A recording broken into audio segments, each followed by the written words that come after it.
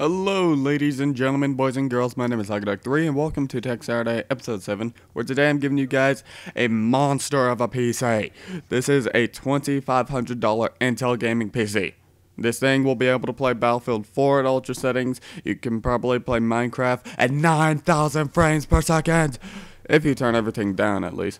But I just want you guys to know you do not need a $2,500 computer to game on. You can game on a $500 computer or $400 computer.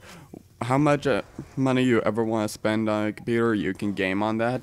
But if you want to spend a ridiculous amount of money on a gaming PC, then this is the build for you. So without further ado, let's get started.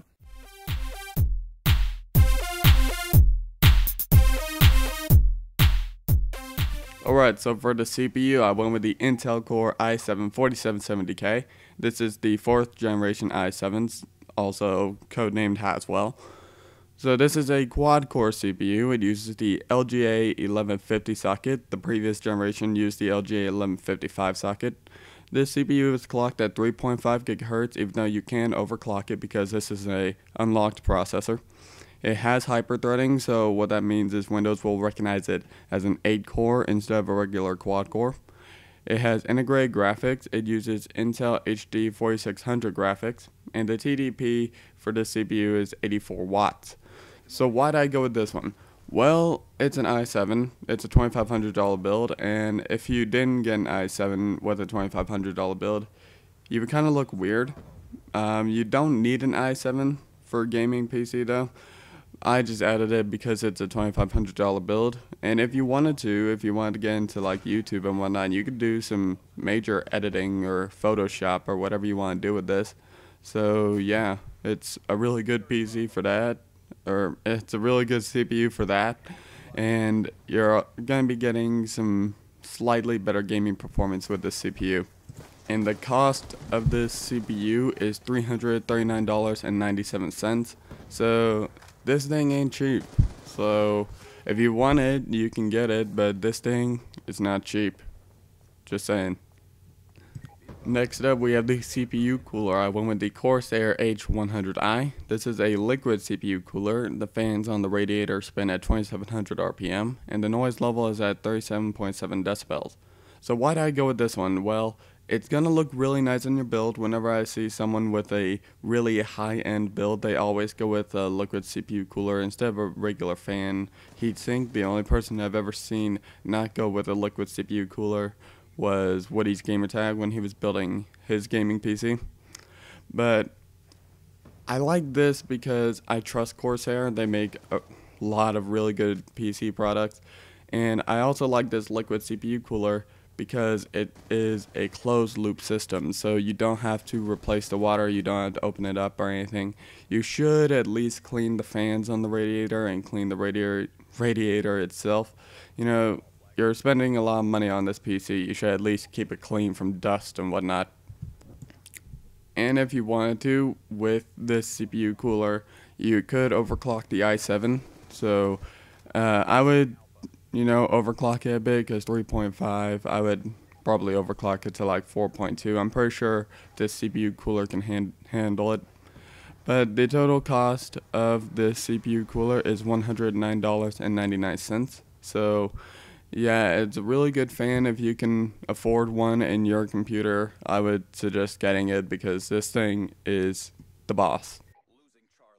Alright, next up, the motherboard. We're going to be using the MSI Z87G45 gaming motherboard.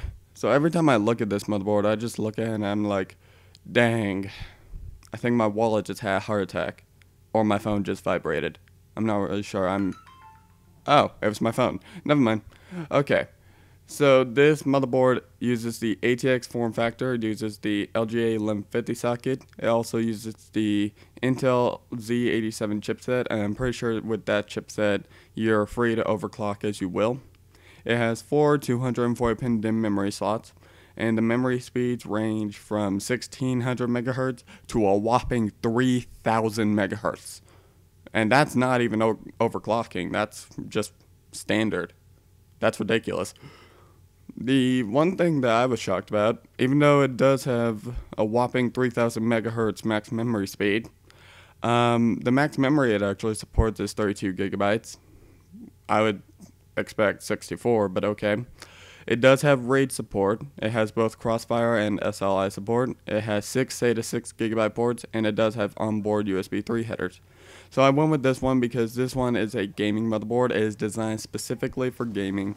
It's also designed for overclocking, and the Ethernet port on there, if you wanted to, you can plug your computer in directly, and supposedly on MSI's site, it's supposed to eliminate as much lag as possible. So yeah, it's really good for that. And you can also add a WALN card, like ones that PCs use now, or laptop PCs anyway. So it's really good. I really like this motherboard. I would get this motherboard if it didn't cost $139.99. I can't afford that. Alright, so next up, the memory. I went with the Patriot Viper 3 memory. This is DDR3 memory, clocked at 1600 megahertz. These two are two 8GB sticks, so 16 gigabytes of RAM in total, and they both use 1.5 volts. I can't remember if that's 1.5 per stick or if that's 1.5 together, but a lot of people really like this RAM in their gaming PCs. It's going to look really nice in that MSI gaming PC because it's using the red and black sort of color scheme. And this one, adding the red RAM in there, it's going to look really good. And for $118.35, this RAM is going to get the job done. Alright, so this wouldn't be a $2,500 PC build if I didn't add an SSD. So for the SSD, I went with the Kingston Ssd now B200 series SSD. I was going to try and do a retake, but it would sound weird either way.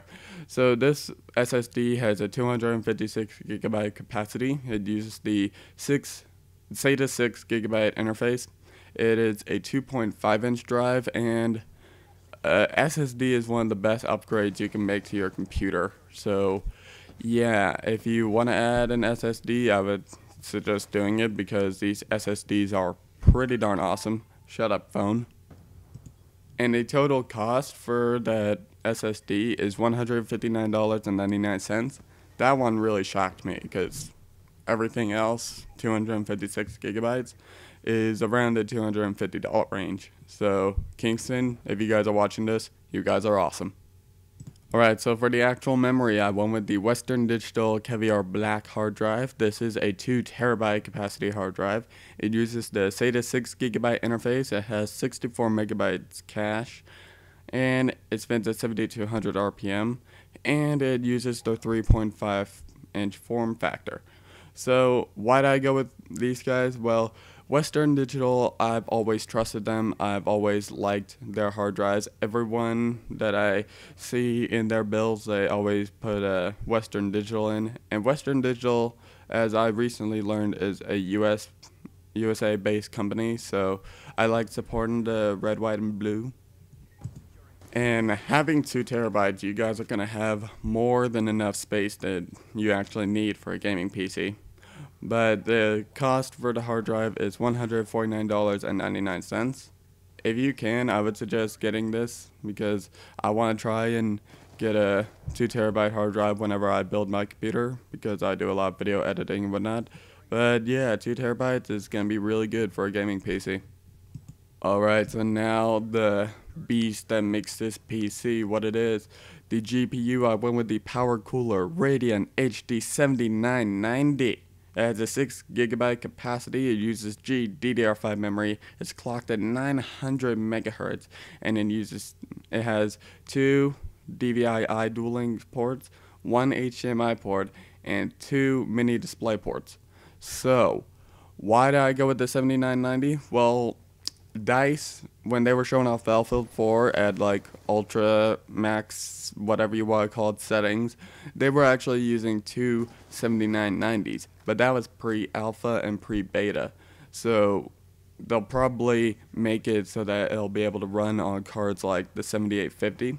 So I'm pretty sure with this card, for the next couple of years, you'll be able to play everything max settings on pretty much any game. And like I said, with this card you can most likely play Minecraft at 9,000 frames per second if you turn everything on low. So yeah, this GPU is a beast.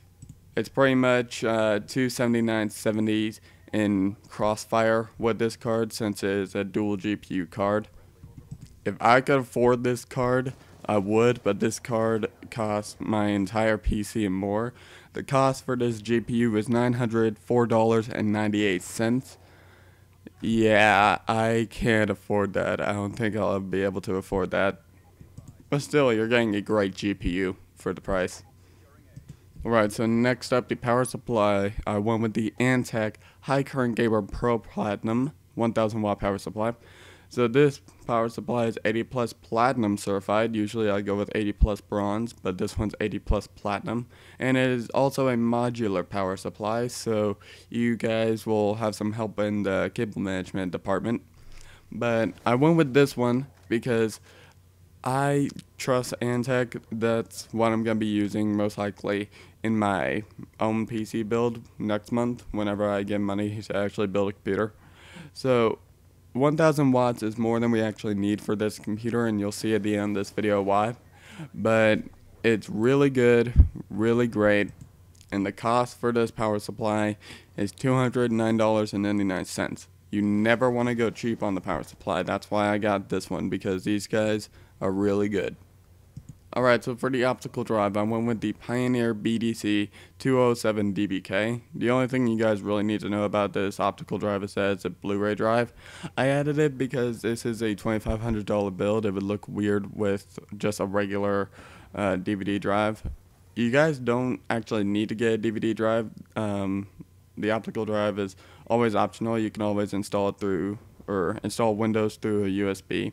So if you guys want to keep the Blu-ray drive, you can. If you want to save some money, you can go ahead and install Windows through USB.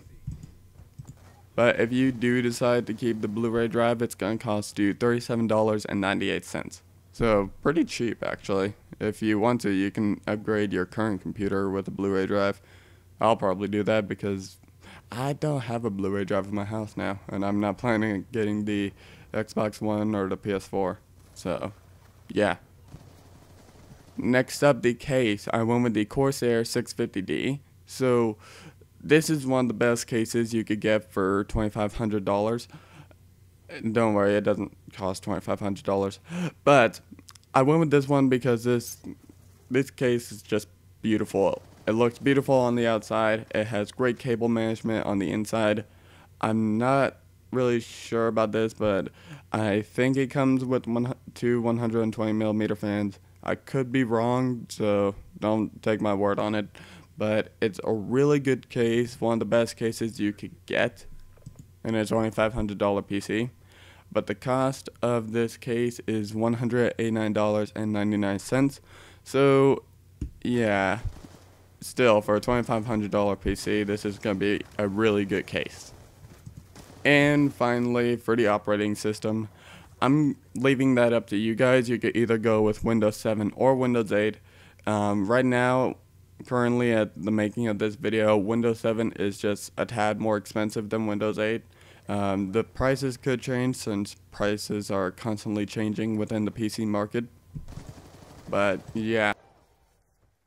And that is it, guys. So the estimated wattage that this computer will be using is 672 watts. So that 1000 watt power supply will do you just fine. But if you want to get another 7990 in the future, you will have to get a 1200 watt power supply, since the 7990 is a powerhouse.